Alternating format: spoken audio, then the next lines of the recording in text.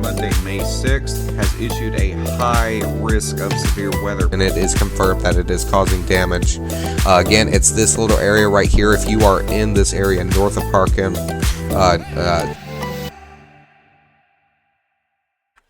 Now, hello everybody, my name is Christian and welcome back to Skycast, and this is most likely going to be one of the most intense videos I have ever made. Big time tornado outbreak on the way with a very, very rare day 2 high risk of severe weather. Let's just go ahead and get right into it. Now, for today, the Storm Prediction Center has issued a very large outlook with this moderate level 4 out of 5 risk of severe storms. This extends from Des Moines, Iowa, all the way down into Jackson, Mississippi. This threat includes Arkansas, Illinois, portions of Missouri, Western Kentucky, Western Tennessee, all the way down into Mississippi, where the potential for strong, potentially intense and violent long-track tornadoes, extremely damaging winds, and potentially even some large hail exist with this threat. There's a big time hatched risk of severe weather. Once again, that 15% significant severe tag, all the way once again from portions of Illinois and Missouri all the way down into portions of the Jackson, Mississippi area.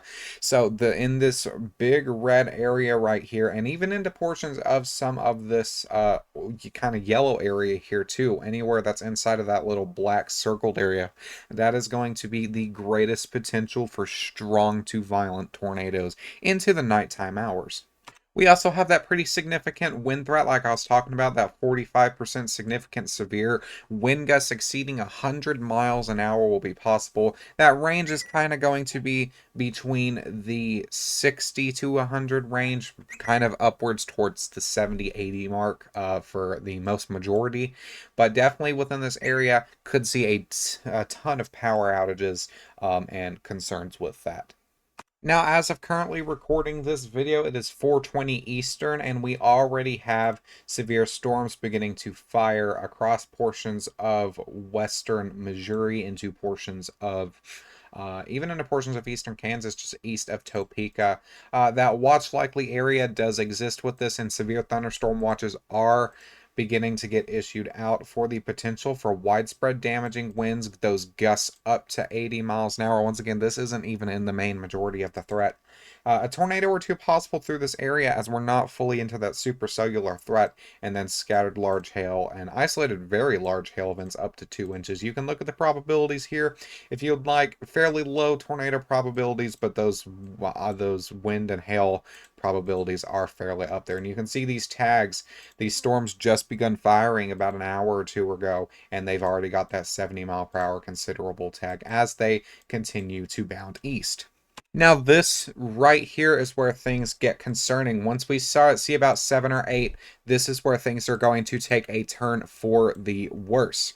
You can see right here, we start having some prefrontal development up here, which is supercellular, and then right here as well, east of portion of Springfield. And you can tell that these are supercellular because they have that kind of hook echo look to them. Some of these down here, they're already becoming to mature as supercells. You can see them right there where they've had more time. And as we continue to run this, you can see those immediately begin to strengthen, and it is just supercell heaven out here, where you've got some clusters of supercells, and then you've got some that are just discrete. And all the way back here, even into portions of western Arkansas, you even have some of those supercells developing. And all of these that develop that can remain discrete or can remain somewhat clustered together into a convective line will have the potential to produce those tornadoes. And that's why this risk is so high, is because there's a lot of confidence for these storms to be able to produce tornadoes.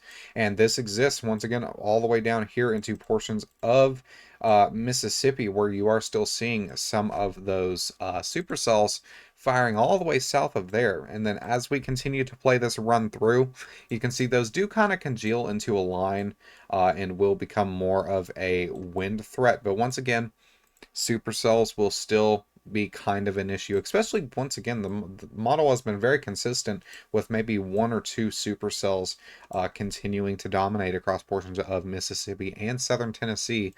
And then we start losing moisture once you get east of I-65. Storms will begin to weaken as they get over here towards where I live, where Oddball lives. And that is where we're going to start seeing and switching into portions of tomorrow, where tomorrow is going to be the worst event that we do have. I have nothing else to say that tomorrow is going to potentially be historic. Now, as we are taking a look at Saturday, you can see that storms begin to fire off tonight and into the morning hours on Saturday. And this is where we are starting to highlight the greatest risk of severe weather. You can see that as we kind of continue this run through, you can see there's not really much convection here, and the Storm Prediction Center has noted that, along with a very potent environment. And thus, with that, for the second time ever on this channel, the Storm Prediction Center has issued a high risk of severe weather for the first time in over a decade. This is a day 2 high risk. The last time that one of these was issued was April of 2012, which ended up being a pretty big outbreak. And you can see that the confidence is there that they have already issued that day 2 high risk of severe weather. This is a level 5 out of 5 on the severe weather scale, and I cannot stress this enough. You need to be weather aware and have multiple ways to receive warnings. This is going to be throughout the day on portions of Saturday. This is going to be potentially a long duration, major severe weather outbreak, major tornado outbreak, including intense to violent long track tornadoes. And I am not trying to scare you. I am not trying to hype cast, but that is exactly what the National Weather Service has in their description of the outlook. The greatest threat that has been highlighted, and keep in mind it's day 2, things are going to change. This high risk outlook could get a lot bigger, so stay aware. But as of right now, this is going to be including areas of Jackson, Meriden, Mississippi, also includes Birmingham, Tuscaloosa, just outside of Montgomery. And then you have some smaller communities like Laurel, Philadelphia, Bessemer, all of those areas like that. One thing that I do need to know is that this is kind of a holiday weekend. So these interstates, I-20, I-59, I-55, I-65, I-20, there's going to be a lot of people on these interstates traveling, even if it wasn't a holiday. They're going to have all those people that usually drive on the interstates to and from work. You're going to have schools if they haven't been canceled. I do know Alabama and Mississippi have declared a state of emergency for every county. And with that, schools have been closed, which is a good thing. But if things like that aren't closed, if your businesses aren't closing down, you do not want to be out in a severe weather event like this. Now, if we kind of run it through the 18ZH you can see we do have that supercell threat kind of backed through the nighttime into the morning hours. And you can see that we do have fairly isolated severe storm coverage across the area of interest, but it's not really anything too wild. And then that's where things start popping up about 12 p.m. Lack of that morning convection, that rapid air mass recovery. You've got a lot of that moisture and instability funneling out of the Gulf of Mexico. That's what's going to make this environment prime for strong to long track tornadoes. And you can see as we continue this run, right here, and then an area back here that's been developing, you can see that supercell threat immediately begins to fire about 12 to 1 in Central Standard Time. You can see supercell already developing near Tuscaloosa. You've got these kind of isolated convective line supercells across eastern Mississippi, and that is what's going to cause this potentially big severe weather outbreak, this tornado outbreak. Eventually you can continue this on. You can see that does kind of congeal into a line, but you still have some of this supercell potential. Once again, those convective lines also can produce these strong to intense tornadoes. And eventually, as we start getting into the evening and the nighttime hours, that will die off a little bit. Towards the north side, toward Atlanta, but that tornado potential still going to be possible once again across portions of the southern side of this threat towards Florida, portions of southern Alabama. And then as you continue that north, that tornado threat, that severe threat does die a little bit. But that isolated tornado still going to remain possible. Then as we shift over into day 3, thankfully there's a little bit of a break, but this system is not fully finished yet. The Storm Prediction Center has issued that day 3 for severe weather threat for this dying line. The potential for an isolated tornado or two and some gusty winds does remain possible as this broken line does continue to push off to the east. Anywhere from Perry County, Florida, all the way up into Washington, D.C. could see this isolated severe weather threat. Might see an upgrade to enhanced, in my opinion, would be for wind rather than tornadoes. Once again, do have this kind of broken line that could produce some of those gusts in excess of 60 miles an hour. But honestly, I don't think there's enough confidence for that just yet. But we will see what the Storm Prediction Center does. Now, let's dive into what is actually causing this event. What kind of thermodynamics and kinematics are causing this to be such a big event? And one thing is going to be this bad boy right here. This is a trough that is developing currently. That's what's starting those severe storms are here across portions of western Missouri.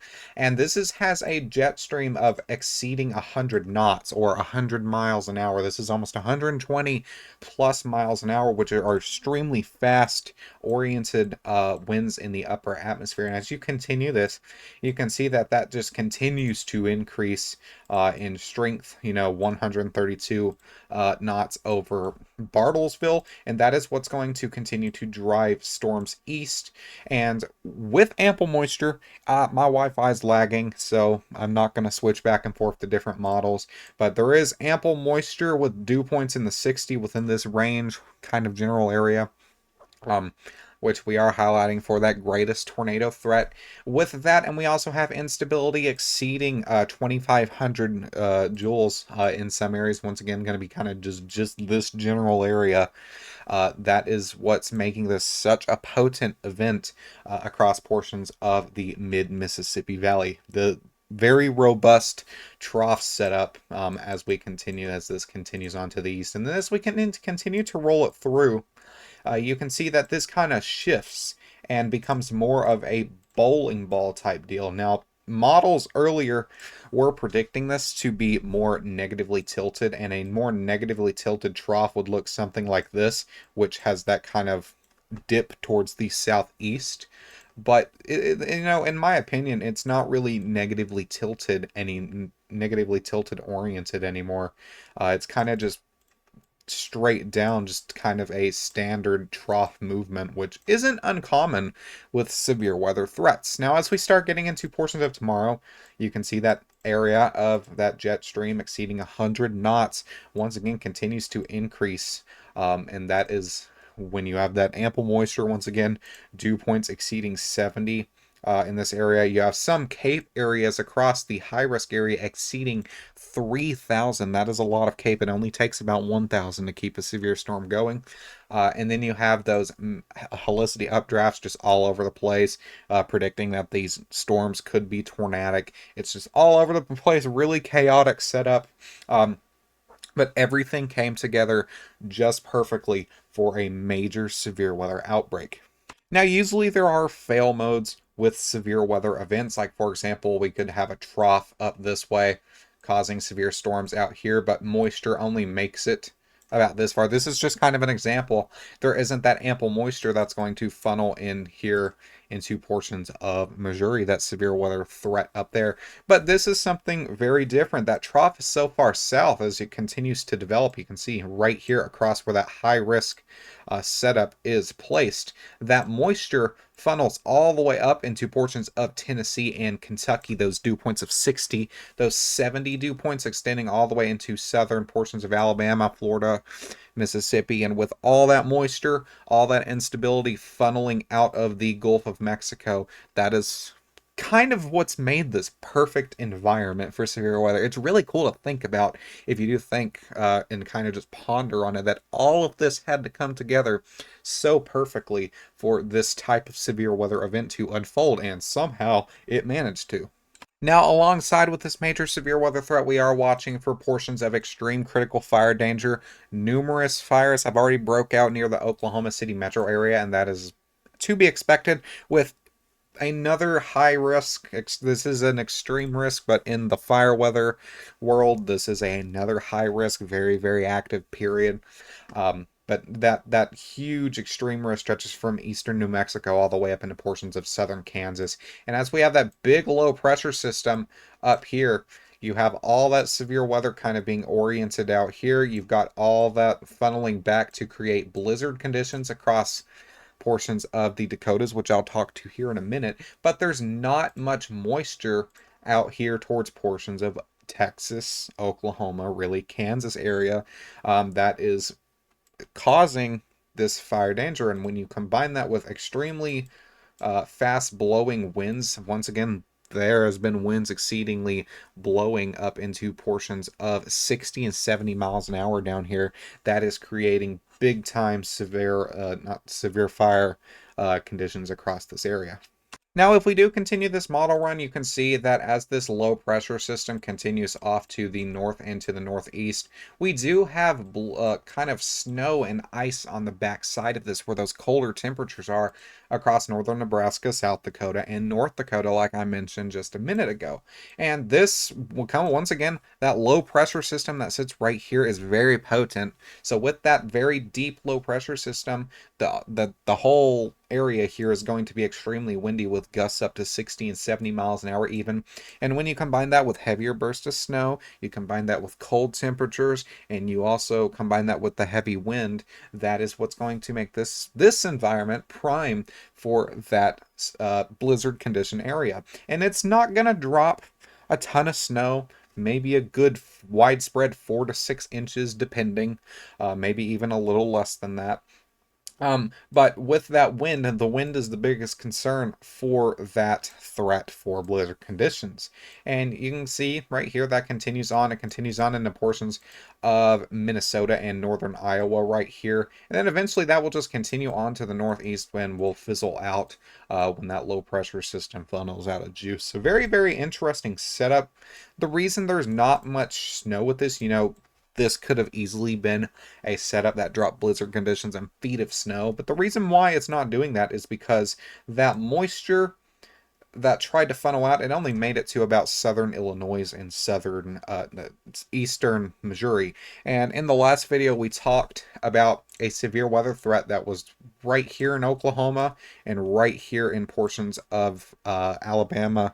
And it was associated with a little baby moisture grabber trough that continued on to the east. And that took moisture that would have helped. So while that big trough was over here, that little trough was moving off to the east, and that the Gulf of Mexico had to work hard to funnel that moisture back in, and it is enough for the severe weather threat. It's enough for some of that snow, but it's not enough to wrap over to the backside and cause a big outbreak of snow and sleet and all that fun stuff.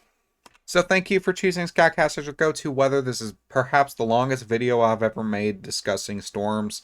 I have tried my best to talk this out in layman's terms so people can understand it. I catch myself using meteorology terms a lot in my video. So I've tried to kind of just cut that down and make sure that people can understand this. If you skip to the end and you're watching this, stay weather aware, have numerous ways to receive weather alerts. This is a big time severe weather event. This is likely going to be historic of some nature. We're hoping that nothing bad happens, hoping that a fail mode does occur, but there is just nothing there. Such a rapid air mass recovery, such just rapid storm development that there's not really much that's going to happen to stop this severe weather threat. So stay weather aware, stay safe. If you are in a mobile home, evacuate. They don't tell you to do that in meteorology wise, but that is as good as you're going to get. Go somewhere that has a sturdy structure. If you are in the high risk or the moderate risk, even the enhanced risk, depending, do not stay in a mobile home. Get somewhere that has structure. If you're in a small house Like my house, for example, my house is brick, but it's small, it's old, it's not going to withstand a strong tornado. If you are live in a house like that, that isn't made of much, get somewhere that you can be weather aware, get somewhere that you can be safe, and do everything in your power to protect your life. Now, with that, I will leave that off here. We might be live tomorrow, depending on how things go. Most likely will be. You can follow me on X for up-to-date information. I'll post it as soon as it comes in. Not going to be sleeping much as this event continues to unfold. So I hope everybody has a great day. Stay safe, stay protected, and I'll see you guys in the next one.